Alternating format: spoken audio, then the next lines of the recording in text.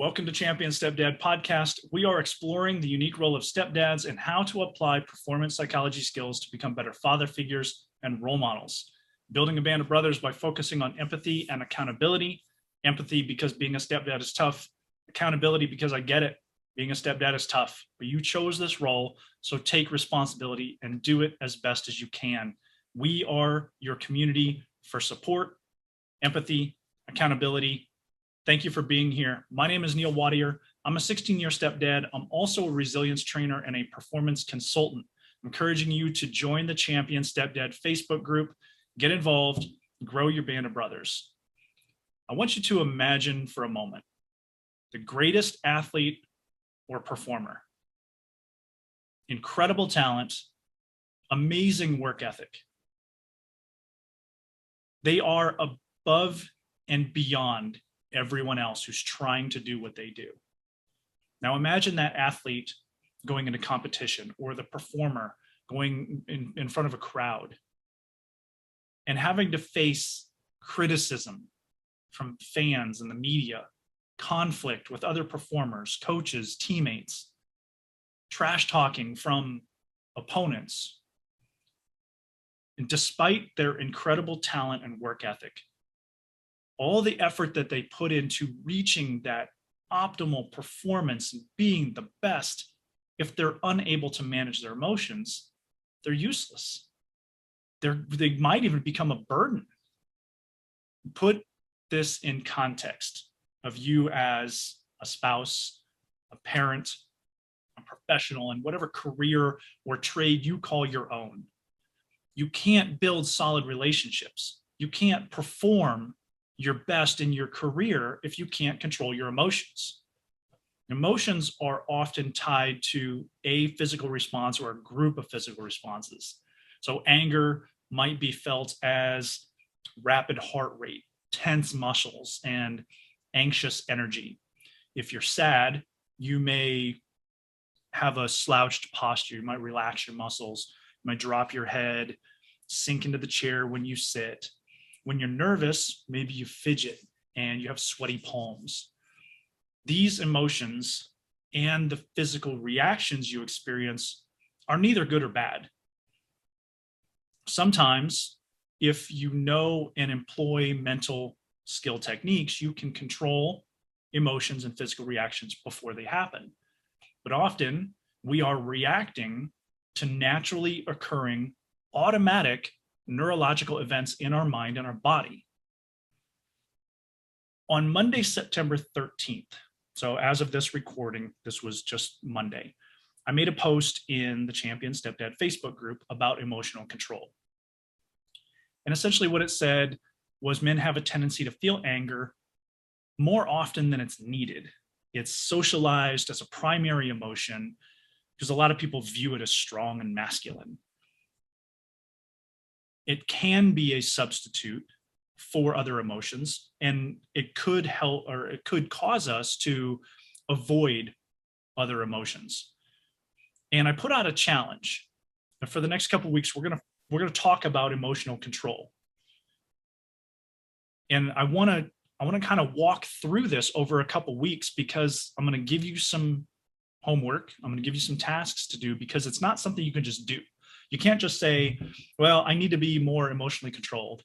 I need to have better emotional control. Okay, tomorrow I'm going to wake up and I'm going to have better emotional control. It doesn't work like that. Because of all those automatic neurological responses in our brain and all the resulting emotions and physical reactions, we've created habits.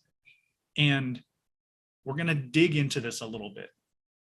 So challenging you for the next couple of weeks is to improve your emotional control, your emotional regulation, which is the ability to influence your emotional state by managing your reactions to external and internal events. Now, this is especially important because your lack of emotional control could lead to what's called dysregulation, which is your poor ability to manage emotional responses or to keep them within a productive and healthy range. And dysregulation is a component and can lead to certain mental illnesses. This occurs because we get better at what we repeatedly do. you can train yourself into a mental illness or a mental deficiency or just a counterproductive mental state. It doesn't always have to be, a diagnosable mental disorder. You can just be causing yourself more frustration because of what you're doing, what you repeatedly do, and therefore you get better at it, and you don't know how to break that cycle. Some of you don't even realize that that it's your issue.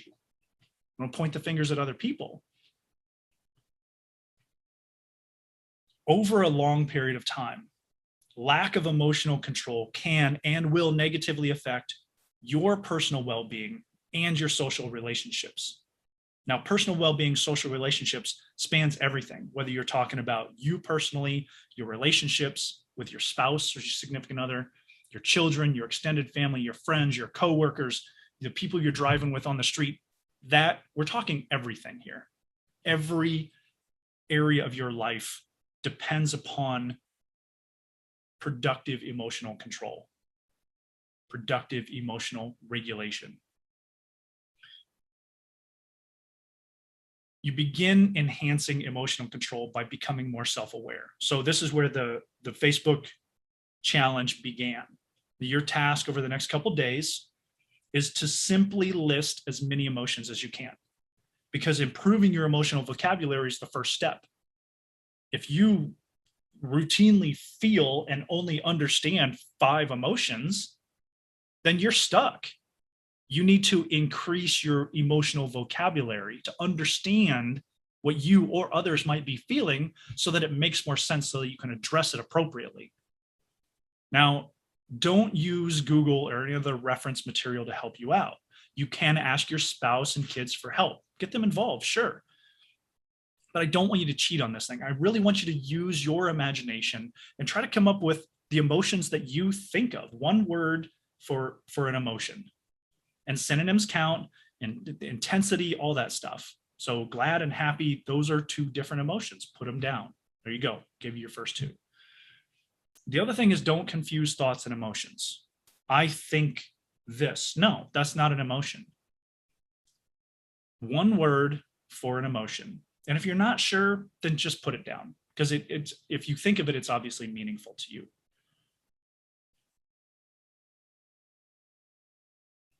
Also consider, to help you out and to get your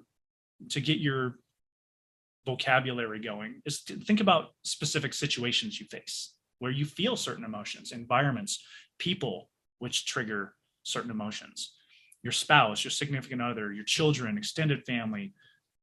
How do you feel at work? Interacting with your boss and your coworkers or subordinates.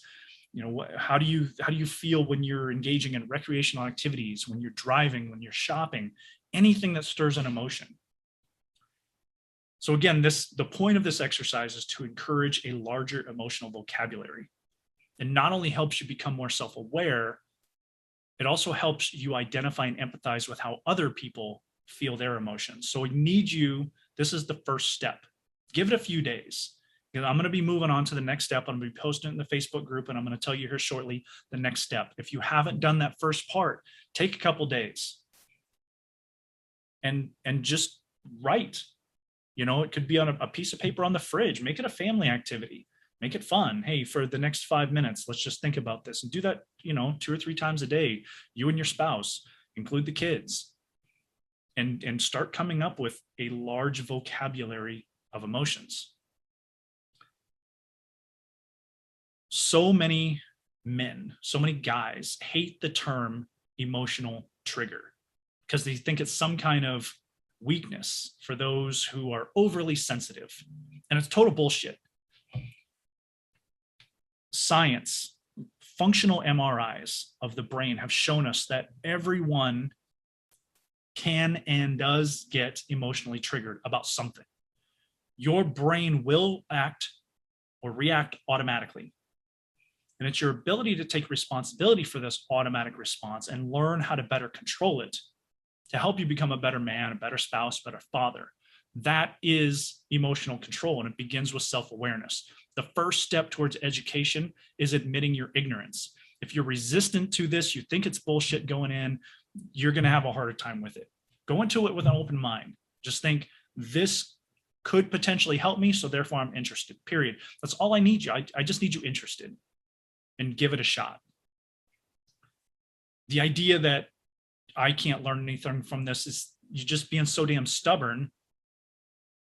You're refusing to have a conversation based on scientific research about the biological makeup of the human body and the brain. And if that's you, you're going to continue to make excuses. You're going to continue to point the finger and wonder why everybody else is so broken. Why can't anybody else figure this shit out? It's not that hard. Well, you're not even doing it either. So the challenge is for you. Others will benefit. Your relationships and your communication will benefit. Ultimately, this is about you. So take that first step. Work on the emotional vocabulary. Just come up with as many words as possible. And then next step, I want you to, you can call it taking notes, you can write little bullets, you can journal, whatever it is that makes you feel better about what you're doing. Take notes about the emotions that you most commonly feel. So first step, just as many as you can. But then I want you to think about it over the next couple days later and think about, where do you commonly feel emotions? A lot of people have trends and habits, even within their thoughts and their emotions. So what are the emotions that you tend to feel? And we're going to reverse engineer the process. We're going to work our way back through the causal chain of why you're feeling what you're feeling and why. We tend to be habitual creatures. We create habits because that's the natural tendency. That's what the brain wants to do for our body, for survival. We tend to feel certain emotions more than others. So build your self-awareness by recognizing your habits and your tendencies within your emotional states. What do you feel? What scenarios or to which people, situations, or environments cause you to feel certain things? Then also take it a step further and rate the range of intensity. I got angry. Okay, was I angry? Well, I was frustrated. Okay, there you go. Digging down into it. I wasn't angry, I was frustrated. Why were you frustrated? What caused you to be frustrated? And then rate it on a 0 to 100. 0 as totally surfer, relaxed, chill. 100 being my head is exploding. And rate your intensity. And then also think about, how quickly do they come on? Is it slow building? Something doesn't work right. I'm a little bit frustrated. I'm going to do a little bit more. Now I'm getting tense. I'm going to do a little bit more. Now I'm getting angry, right? So does it come on real slow? Is it a moderate? Is it quickly? Or you 0 to 100 in just a couple seconds and suddenly you're triggered?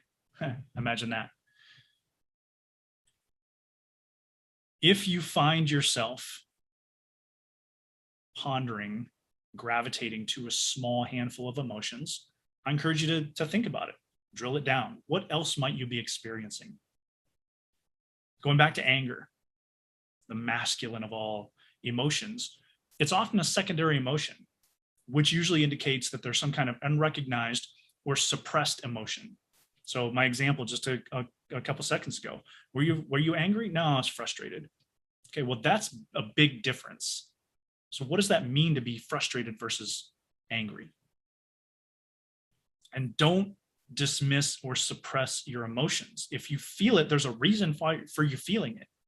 If you feel it, own it. Say it out loud. I feel angry. I feel frustrated. Or I feel proud. I feel happy. What do you feel? Say it out loud. And then ask yourself, why do I feel this way? What led me to feel this way? What other emotions am I feeling also? When we get into the long-term discussion about emotional control, ultimately what we're looking for is consistency. Consistency is a superpower.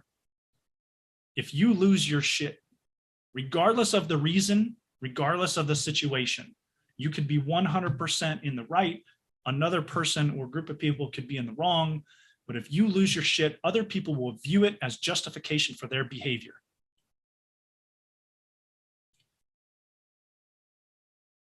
Skills are eventually what we're going to be implementing, and I'm going to bring this one up now and we're going to work at it over the course of these conversations. This one particular skill is called me calm, you calm.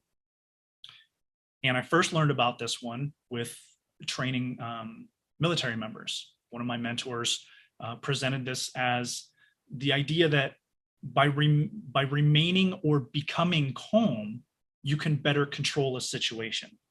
That you don't have to go where other people go. If other people are elevating their emotional state, if they're getting frustrated, you don't have to go where they go. The other thing is to be aware of what your triggers are. What are those emotions that you often feel? What are the situations or the people that trigger you? And we all have them. Don't put this aside. Use your spouse or your children. I do that all the time with Cindy and the boys.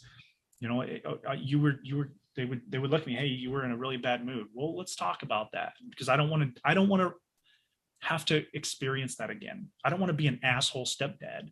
I don't want to be that guy. And then the other thing is, down the road, we're going to be talking a lot about proactive self-talk. That internal monologue in your brain really, really matters. So really focus on what are the things that you're saying to yourself. That's spinning yourself up or spinning yourself out of control, or the things that work. And we go back to the athletics. Think of if you were an athlete, what did you do pregame? Chances are you had a monologue, and you said certain things to yourself over and over again. That's self-talk, and it works, and it matters, whether you realize it or not. And it's the ability to take responsibility for these automatic processes that are happening anyway. So it doesn't do any good to suppress those or ignore them.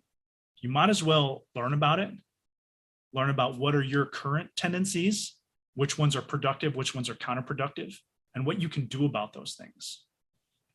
So going back to, if you're just starting off with this thing, emotional vocabulary, as many words for emotions as you can come up with, your own little emotional dictionary. You don't have to come up with definitions of anything, just words, as many words as possible. Then you're going to take it a step further, and you're going to start paying attention to which ones you commonly feel. What is their intensity? How quickly do they come on? What are the situations, environments, or people that trigger those emotions, and why?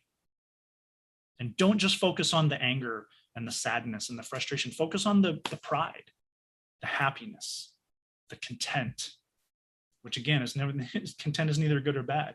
It is what it is, contextual.